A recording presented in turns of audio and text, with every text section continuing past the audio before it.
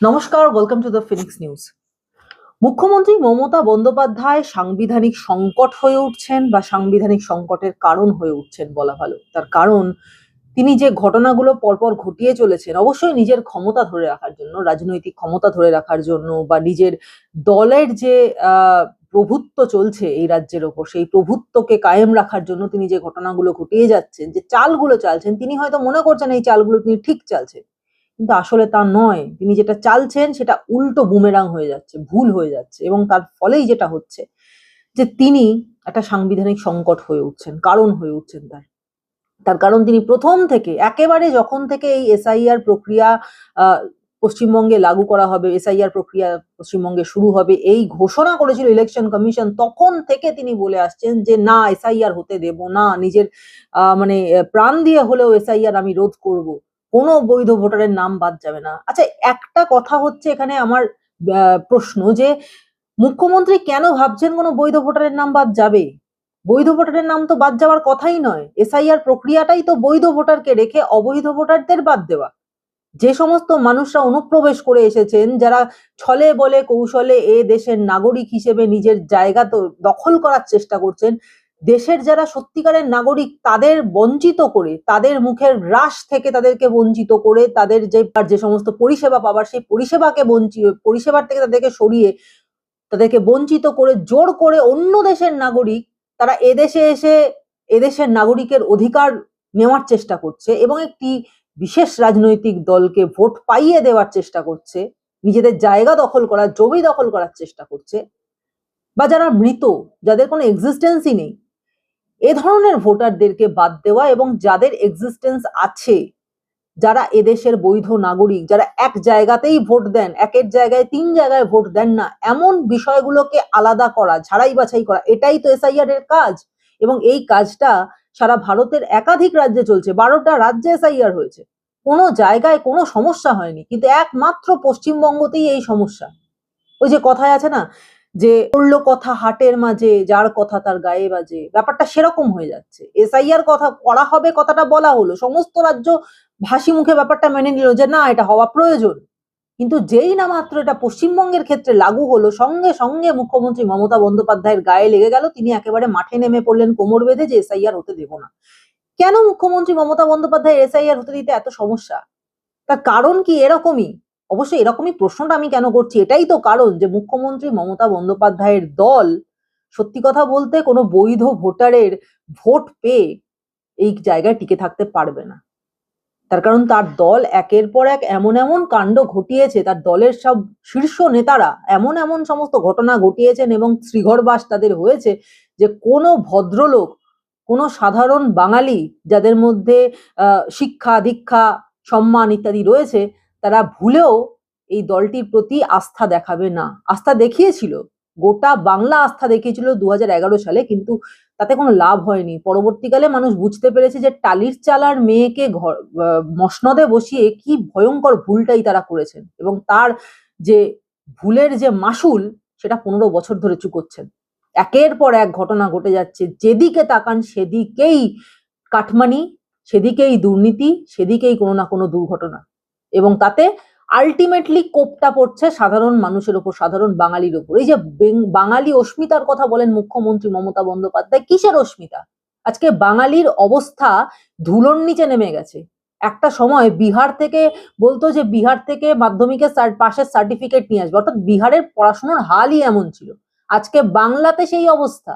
হয়তো বিহারের লোকজন বলছে যাও বাঙ্গাল সে এইচএস কা সার্টিফিকেট লে আও। তো শিক্ষা থেকে, স্বাস্থ্য থেকে সবকিছুতে দুর্নীতি।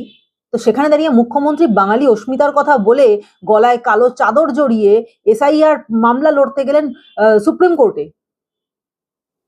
তাতে কি হবে? সুপ্রিম কোর্ট কখনো এই সমস্ত ফালতু কাজ একদমই বরদাস্ত করে না। এই সমস্ত সময় নষ্ট করা, এগুলো একদম সুপ্রিম কোর্ট বরদাস্ত করে না। লজিক দেখাতে হবে, যুক্তি দেখাতে হবে, যুক্তিগ্রাহ্য কারণ দর্শাতে হবে, তবেই সেটা প্রতিষ্ঠিত হবে যে না, আপনার বক্তব্যের কোনো দম আছে, সুতরাং এই হিসেবে আমরা বিবেচনা করতে পারি।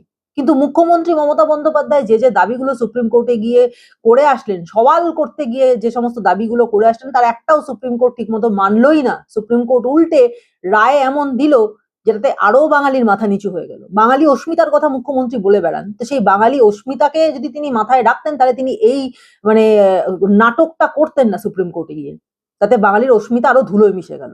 এবং কি হলো না, সুপ্রিম কোর্টের আর কোনো আস্থাই নেই। এ রাজ্যের যে প্রশাসন, তাদের উপর সুপ্রিম কোর্টের কোনো আস্থা নেই, এটা পরিষ্কারভাবে জানিয়ে দেওয়া হলো। রাজ্যের ডিজিপি কে পর্যন্ত সুপ্রিম কোর্ট বললো যে আপনি যদি আইন শৃঙ্খলার ব্যবস্থা ঠিক মতো না দেখেন বা আপনি যদি আইন শৃঙ্খলার পালন ঠিক মতো করতে না পারেন, তাহলে আপনাকে এবার শোকজ করা হবে, আপনাকে সুপ্রিম কোর্টের সামনে উত্তর দিতে আপনি বাধ্য থাকবেন। দেশের শীর্ষ আদালত এই কথা, এই মর্মে ধমকি দিয়ে দিল ডিজিপি কে। এবং সুপ্রিম কোর্ট যে রায়টা দিল যে বাংলার প্রশাসনিক পদে যারা রয়েছেন তাদের ওপর আর আস্থা রাখা যাচ্ছে না, এবং সেই কারণে এই যে পুরো এসআইআর এর প্রক্রিয়াটা সুপ্রিম কোর্ট দিতে বাধ্য হলো কাদের হাতে? বিচারকদের হাতে। কলকাতা হাইকোর্টের যিনি প্রধান বিচারপতি তিনি ডিসিশন নেবেন, এবং সেই হিসেবে সারা রাজ্য থেকে বিভিন্ন দায়রা আদালত, জেলা আদালতের সমস্ত বিচারপতিরা তারা এই এসআইআর এর যে ফর্মগুলো আছে, সেই এসআইআর এ কারা কারা যোগ্য কারা কারা অযোগ্য সেগুলোকে আলাদা করবেন। তাদের হাত দিয়েই এই যোগ্য এবং অযোগ্যের যে লিস্ট সেটা তৈরি হবে। এবং শুধু পশ্চিমবঙ্গ নয়, বিহার, ঝাড়খণ্ড, ওড়িশা থেকে পর্যন্ত বিচারকরা আসছেন, কারণ এ রাজ্যের বিচারকদের পক্ষে একা সমস্ত কাজটা করা সম্ভব নয়। এবং সেই কারণেই তাদেরকে বাইরে থেকে আনা হচ্ছে। কার জন্য না, পশ্চিমবঙ্গের মানুষের মধ্যে কারা ভোট দেওয়ার যোগ্য এবং কারা অযোগ্য সেই বিষয়টা বিচার করে আলাদা করার জন্য। পশ্চিমবঙ্গের এত বড় একটা প্রশাসন, তাদের পক্ষে সম্ভব নয়, তারা এটা করবারই যোগ্য নয়। এবং এই বিষয়টা যখন সুপ্রিম কোর্ট পরিষ্কার করে দিল, সেখানে দাঁড়িয়ে রাজ্যের যিনি আইনজীবী তিনি কিন্তু খুব ভালো করে গলা বাজিয়ে বলে আসলেন যে এই বিষয়টাতে সুপ্রিম কোর্ট নাকি একেবারে সপাটে চড় কষিয়েছে ইলেকশন কমিশনের গালে, যে ইলেকশন কমিশনের দাদাগিরি চলবে না। বেসিক্যালি সুপ্রিম কোর্ট ইলেকশন কমিশনের গালে সপাটে চড় কষিয়েছে নাকি রাজ্যের গালে, সেটা একবার ভেবে দেখার জন্য আমি অনুরোধ করছি। তো আজকে পরিস্থিতিটা যেটা হয়েছে যে সুপ্রিম কোর্টের এই রায়ের ফলে সমস্ত আইনজীবীরা তারা মঙ্গলবার থেকেই শুরু করে দিয়েছেন এই কে ভোটার এবং কে অবৈধ ভোটার তার মানে ডিফারেন্সিয়েট করতে। সমস্ত নথি মিলিয়ে, সমস্ত কাগজপত্র দেখে, যাকে বলে একেবারে সুপার চেকিং, এই নতুন একটা টার্ম তৈরি হচ্ছে সুপার চেকিং, সেই সুপার চেকিং করে তারা একের পর এক নথি মিলিয়ে দেখবেন এবং সেই লিস্ট তৈরি হবে যে কারা এদেশের ভোট দেওয়ার জন্য উপযুক্ত নাগরিক। পশ্চিমবঙ্গ থেকে কারা এদেশের নাগরিক হিসেবে বিবেচ্য হলেন, কারা ভোট দেওয়ার উপযুক্ত। কিন্তু সেখানে মুখ্যমন্ত্রী সাংবিধানিক সংকটটা কিভাবে তৈরি করলেন না, এটাই তো সাংবিধানিক সংকট যে আজকে যে কাজ রাজ্য জুড়ে এত যারা রাজ্য সরকারের কর্মীরা রয়েছেন তারা করতেন, তাদের বদলে এই কাজগুলো এখন করতে হচ্ছে কাদের? বিচারপতিরা রয়েছেন তাদেরকে করতে হচ্ছে। এখন এই বিচারপতিদের ওপরে প্রচুর কেসের চাপ থাকে, সেই কেসের চাপ সামলে তাদেরকে আবার এইগুলোকেও দেখতে হবে এবং এই কাজগুলো করতে হবে। সুতরাং স্বাভাবিকভাবেই সেখানে দেরি হওয়াটা তো অনিবার্য, কারণ এত কেসের চাপ সামলে তারপরেও যদি বাকি যে সময়টুকু থাকে সেই সময়ে যদি রাজ্যের সমস্ত বিচারপতিরাই এই এই এই কাজের মধ্যে জুটে যান, ধরা গেল যে বাইরে থেকেও অন্যান্য যে বাংলা ছাড়াও বিহার বা উড়িষ্যা থেকেও যে সমস্ত বিচারপতিরা আসছেন, কোনো একটা যুক্তি দেওয়া হলো যে কোনো এক সময় তো সেই সিরাজদৌল্লার আমলে বাংলা, বিহার, উড়িষ্যা একই সঙ্গে ছিল, তো সেই দিনের ভ্রাতৃত্ববোধ, সেই দিনের ভাইচারার কথা ভেবে আজকে না হয় তারা আসলেন, এটাতে লজ্জা টজ্জা পাবার কিছু নেই। তারা আসলেন, তারা এসে বাংলার লোকজন কারা হবেন এবং কারা হবেন না সেই ভাগ্য নির্ধারণ করে গেলেন। তার কারণ এখনো পর্যন্ত 60 লক্ষ মানুষের ভাগ্য ঝুলে আছে এই বিচারপতিদের হাতে। তারা নিজেদের কাজকর্ম, নিজেদের বিচার প্রক্রিয়া প্রতিদিনের যে তাদের যে জন্য তারা আজকে বিচারপতি হয়েছেন, যে জন্য তাদের চাকরি, সেই বিচারপতির কাজ সম্পন্ন করে তারপরে এই সুপ্রিম কোর্টের নির্দেশ মতো হাইকোর্টের যিনি প্রধান বিচারপতি তার পর্যবেক্ষণের মধ্যে থেকে তারা এই কাজগুলো করবেন।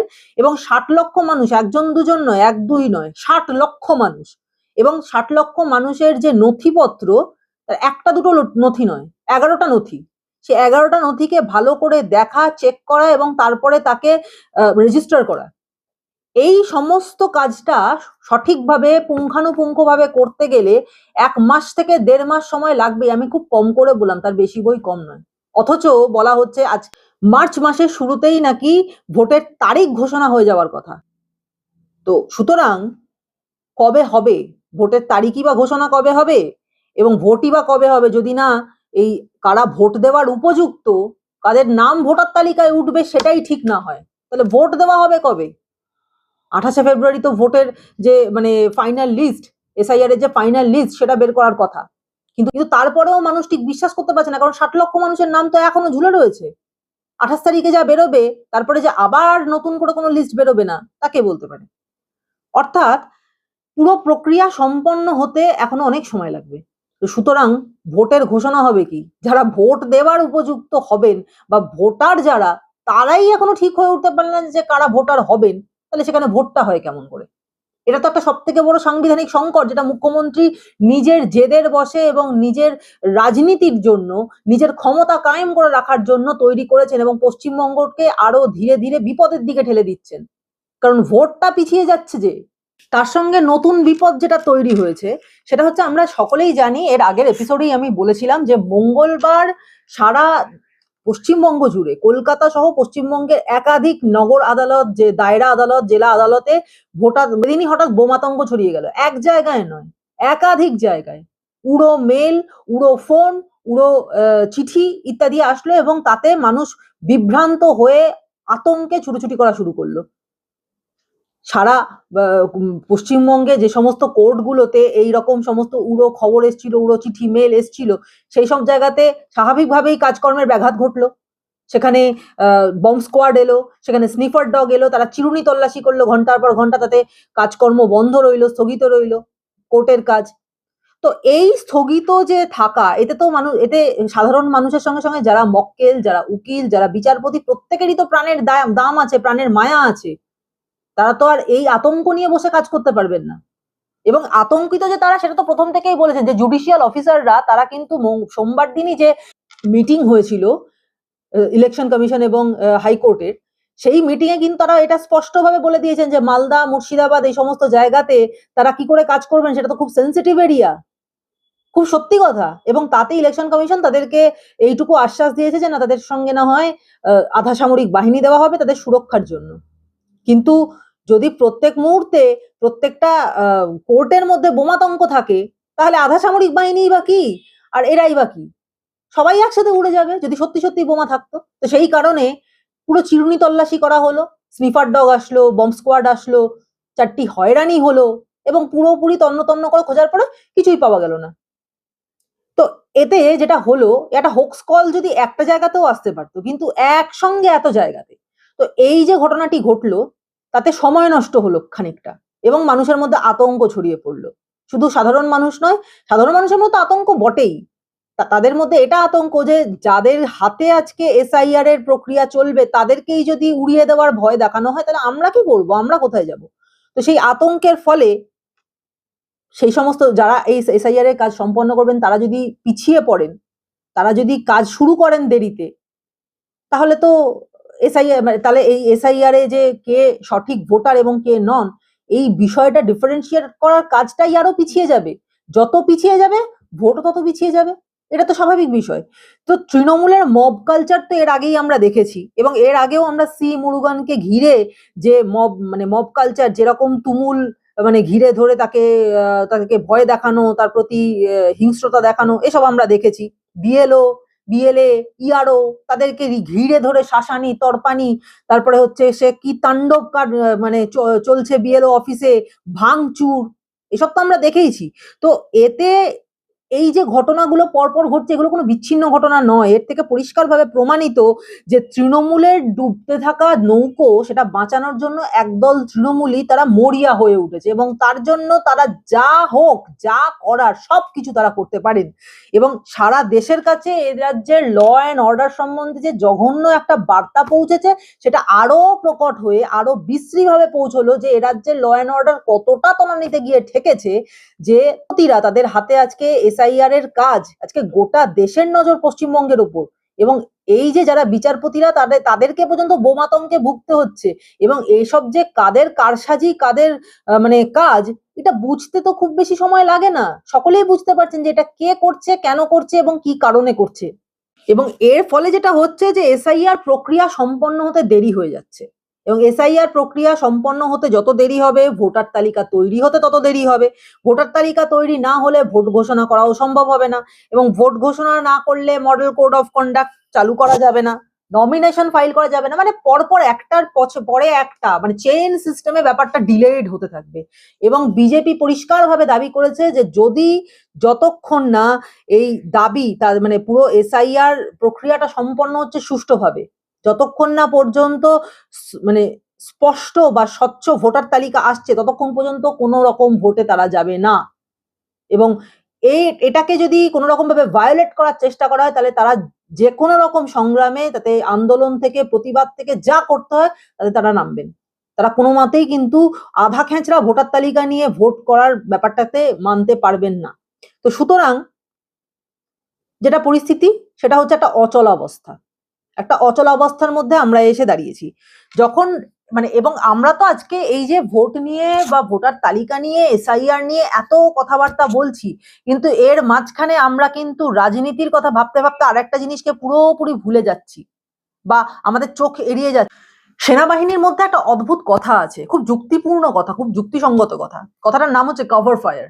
অর্থাৎ যে কোনো সিনেমা বা মানে কোনো ওয়ার ফিল্মে আপনারা দেখতে পাবেন যে সামনে যদি কোনো শত্রু প্রচন্ড ফায়ারিং করে, তখন পেছন থেকে গিয়ে যদি তাকে অ্যাটাক করতে হয়, অর্থাৎ যদি তার চোখের নজর এড়িয়ে একটা কোনো কাজ করতে হয় যেটাতে সে বাধা দিতে পারে, তার জন্য অন্য একজন সেনা এসে বা অন্য একদল সেনা এসে সেই সেনাকে পেছন থেকে রাস্তা করে দেবার জন্য যে শত্রুপক্ষ গুলি করছে বা শত্রুপক্ষ আটকানোর চেষ্টা করছে তাদেরকে ব্যস্ত রাখে।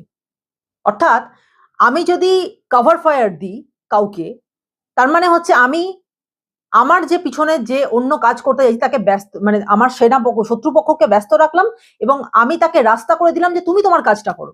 আমার যেন কেন জানি না মনে হচ্ছে যে পশ্চিমবঙ্গের রাজনীতিতে পরিস্থিতিটা এই কভার ফায়ারের মতো হচ্ছে। অর্থাৎ সামনে সাধারণ মানুষকে এই এসআইআর দিয়ে রাজনীতি দিয়ে তাদেরকে ব্যস্ত রাখা হচ্ছে, কিন্তু ভেতরে ভেতরে অন্য অনেক বড় ঘটনা ঘটতে চলেছে। তার কারণ খুলেআম দিন দাহাড়ে অ্যাটাক।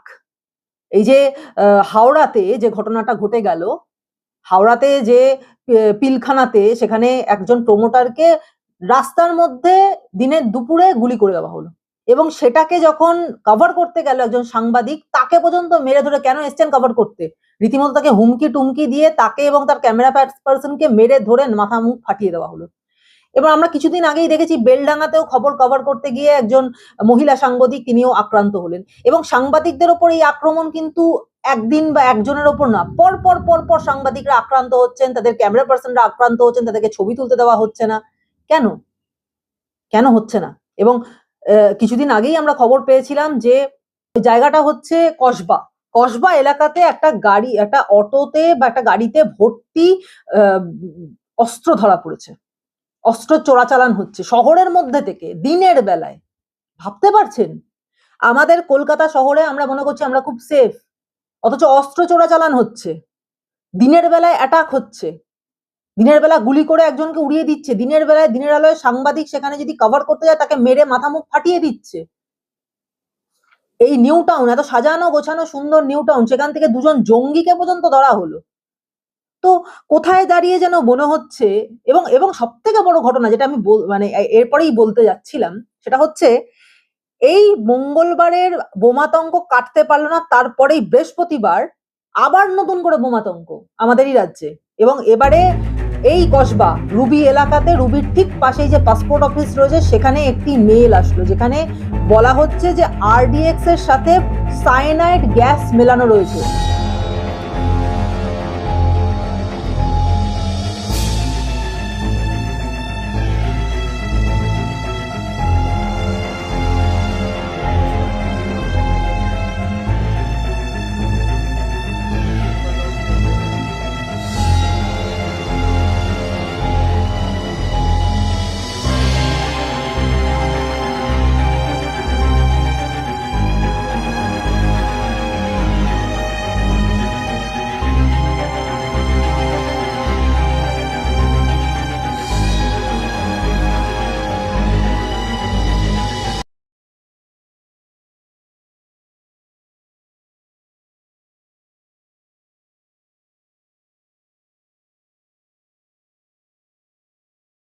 এই মেল দেখে আতঙ্কে সবাই ছুটোছুটি করতে করতে বেরিয়ে আসলো, সেখানে বম্ব স্কোয়াড গেল, সেখানে স্নিফার ডগ গেল, তারা গিয়ে চিরুনি তল্লাশি করা শুরু করে দিল। এবং একই সঙ্গে তার পাশাপাশি আসানসোল, কাটোয়া, কৃষ্ণনগরের মতো একাধিক জায়গায় যে সমস্ত পোস্ট অফিস রয়েছে সেখানেও এই একই রকম মেল গেছে, বোমাতঙ্ক সেখানেও ছড়িয়ে পড়লো এবং সেখানে লোকজন প্রায় ছুটে সেখান থেকে কাজকর্ম ছেড়ে বেরিয়ে আসলো, সেখানে গ্রাহক থেকে সেখানকার কর্মী থেকে সবাই ছুটে বেরিয়ে আসলো। অথচ একটা অদ্ভুত বিষয় হচ্ছে, এই যে দিনে দুপুরে গুলি চালানো হচ্ছে, অস্ত্রের চোরাচালান হচ্ছে, দুদিন মানে একটা সপ্তাহের মধ্যে দুদিন কাজের মানে গুরুত্বপূর্ণ দুটো দিন, একটা মঙ্গলবার একটা বৃহস্পতিবার, একেবারে সপ্তাহের মাঝখানে এই দুদিন বোমাতঙ্কের এভাবে আতঙ্কটা ছড়িয়ে পড়লো, সাধারণ মানুষ আতঙ্কিত হয়ে পড়লো, গোটা শহর কাঁটা হয়ে রইল। অথচ আমাদের মাননীয়ার কোনো বিবৃতি নেই, তিনি কোনো কথা বললেন না। সবচেয়ে বড় কথা, তিনি তো পুলিশ মন্ত্রী। প্রশ্নটা তো এবার মাননীয় মুখ্যমন্ত্রীকে নয়, প্রশ্নটা পুলিশ মন্ত্রীকে, যে পুলিশের কি ইন্টেলিজেন্সের এতটাই ঘাটতি হয়ে গেছে? তাহলে কাদেরকে নেওয়া হয় এখন পুলিশে? কি কাজ করেন তারা? কেন আমাদের ট্যাক্সের টাকায় এই ইন্টেলিজেন্ট পুলিশদেরকে রাখা হবে? এই ইন্টেলিজেন্ট পুলিশরা যদি ইন্টেলিজেন্স দেখাতেই না পারেন, সাধারণ মানুষের মধ্যে যদি আতঙ্ক, ভয়, ভীতি এভাবে বিরাজ করে, তাহলে এই পুলিশের চাকরির দরকার কি? যে পুলিশ সাধারণ মানুষকে কোনো রকম ভাবে সিকিউরিটি দিতে পারে না, সেই পুলিশের দরকারটা কি? এবং মুখ্যমন্ত্রী, যিনি পুলিশ মন্ত্রীও বটে, তার কি উচিত ছিল না যে এই ইন্টেলিজেন্স ফেলিয়ার কেন হলো, কেন কলকাতা থেকে একজন দুষ্কৃতী ধরা পড়লো, কেন এখানে এরকম ভাবে দুদিন বোমাতঙ্ক চারদিকে ছড়িয়ে পড়লো, কে আছে এর পেছনে, কেন তারা এরকম ভাবে হুমকি দিচ্ছে, এই বিষয়গুলোকে তন্ন তন্ন করে খোঁজ খবর করা এবং রাজ্যবাসী যারা আতঙ্কিত হয়ে রয়েছে, কলকাতাবাসী যারা আতঙ্কিত হয়ে রয়েছে, তাদের প্রতি একটা বার্তা দেওয়া যে না, আপনারা আতঙ্কিত হবেন না, আমাদের পুলিশরা এরকম চেষ্টা করছে, আমাদের গোয়েন্দা বিভাগ চেষ্টা করছে, বা তারা খুব তাড়াতাড়ি এই সমস্যার গভীর অবধি পৌঁছে যাবেন, আপনারা চিন্তা করবেন না, আমরা আপনাদের সহায়তা করবার জন্য বা আপনাদের সুরক্ষার দায়িত্ব আমাদের। একটা বক্তব্য তিনি রাখলেন না। তো এর অর্থ কি? এর অর্থ কি মুখ্যমন্ত্রী আপনিই তাহলে পেছনের সেই মেঘনাদ, যিনি মেঘের আড়ালে লুকিয়ে এই সমস্ত ঘটনা ঘটাচ্ছেন, সাধারণ মানুষের মধ্যে আতঙ্ক এবং ভয়ের বাতাবরণ তৈরি করে দিচ্ছেন, যাতে তারা ওই শেষ মুহূর্তে মানুষের হাতিয়ার হয় ভয় দেখানো, চোখ রাঙানো। তো আপনারা ওই শেষ মুহূর্তে ওটাই হাতিয়ার হয়েছে, যে ভয় দেখিয়ে চোখ রাঙিয়ে সাধারণ মানুষের কাছ থেকে ভোট আদায় করবেন, যে যদি ভোট না দাও তাহলে তোমার বাড়ি উড়িয়ে দেবো। তবে আমরা একটা বিষয় জানি, যে রাজ্যটা যে কি অবস্থা শুরু হয়েছে, যে রাজ্যটা একটা মগের মুল্লুক হয়ে গেছে, মানে রাজ্য চলছে না সার্কাস চলছে সেটা বোঝা খুব মুশকিল। কারণ ইন্টেলিজেন্স ফেলিয়ার নাকি ইচ্ছাকৃত ষড়যন্ত্র, এটাই তো এখন মানুষের কাছে প্রশ্ন। মানে এটা নিয়েই এখন আমরা একটা সিআইডির নতুন এপিসোড করে ফেলতে পারি। যে তো যাই হোক, স্লিপার সেল যেটার কথা বলছিলাম, যে সেই স্লিপার সেল তারাই কি অ্যাক্টিভ হয়ে উঠছে, এবং মুখ্যমন্ত্রী তাদেরকে চুপিসারে অ্যাক্টিভেট করার জন্যই, তাদেরকে চুপিসারে অ্যাক্টিভেট করে দেওয়ার জন্যই আজকে এই রকম সামনে রাজনৈতিক জলঘোলাটা করছেন, যাতে আমরা সাধারণ মানুষ রাজনীতি নিয়ে ব্যস্ত থাকি এবং চুপকে চুপকে এই স্লিপার সেল তারা অ্যাক্টিভেটেড হয়ে যায়। চুপকে চুপকে কি মুখ্যমন্ত্রী একটা কভার ফায়ার দিচ্ছেন এই স্লিপার সেলের অ্যাক্টিভেট হওয়ার জন্য? তার কারণ তিনি তো আজ অব্দি কোনো বিবৃতি দিলেন না, কেন দিলেন না এটাও প্রশ্ন। তো এখন বিষয়টা হচ্ছে, এই যে শুরুতেই বলেছিলাম সাংবিধানিক সংকট, মুখ্যমন্ত্রী সাংবিধানিক সংকট হয়ে উঠছেন, আমাদের সব নাগরিকের পক্ষে এটা মেনে নেওয়া সম্ভব নয়, এবং মুখ্যমন্ত্রী বারবার সেই কাজটাই করছেন, তার নিজের এক একটা চালের মাধ্যমে তিনি সেটা বুঝিয়ে দিচ্ছেন যে তিনি সংবিধানকে থোড়াই কেয়ার করেন। কিন্তু আমরা অতীতেও দেখেছি, ইতিহাস সাক্ষী আছে, যে কোনো বড় জিনিসকে অ্যাচিভ করার জন্য মানুষকে অনেক বলিদান দিতে হয়। আমরা অগ্নিযুগে দেখেছি, আমরা সেই ব্রিটিশ আমলে দেখেছি, যে একটা ভারতবর্ষকে স্বাধীন করার জন্য 200 বছরের পরাধীনতার শৃঙ্খল থেকে বের করে আনার জন্য আমাদের দেশের কত সন্তানকে রক্ত ঝরাতে হয়েছে, কত সন্তানকে প্রাণ দিতে হয়েছে, কত সন্তানকে কত যন্ত্রণা সহ্য করতে হয়েছে, কত মানুষ তো অন্ধকারে হারিয়েই গেছেন, ইতিহাসের পাতা তাদের খোঁজ রাখেন। তো সেখানে দাঁড়িয়ে আজও হয়তো সেরকম বলিদান আমাদের সবাইকে দিতে হবে, তা না হলে এই ভয়ঙ্কর অরাজকতা থেকে, এই মাৎসন্যায় থেকে আমরা মুক্তি পাবো না।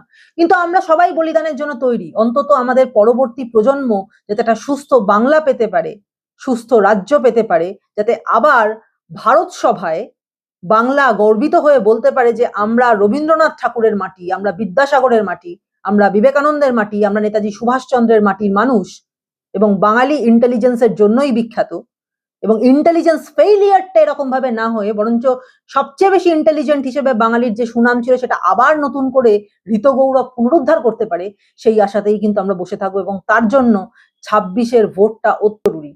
এই 26-এর ভোটেই কিন্তু আপনাদের ইন্টেলিজেন্সের একটা বড় পরীক্ষা হয়ে যাবে যে আপনি সত্যিই ইন্টেলিজেন্ট নাকি ইন্টেলিজেন্সের ভান করেন।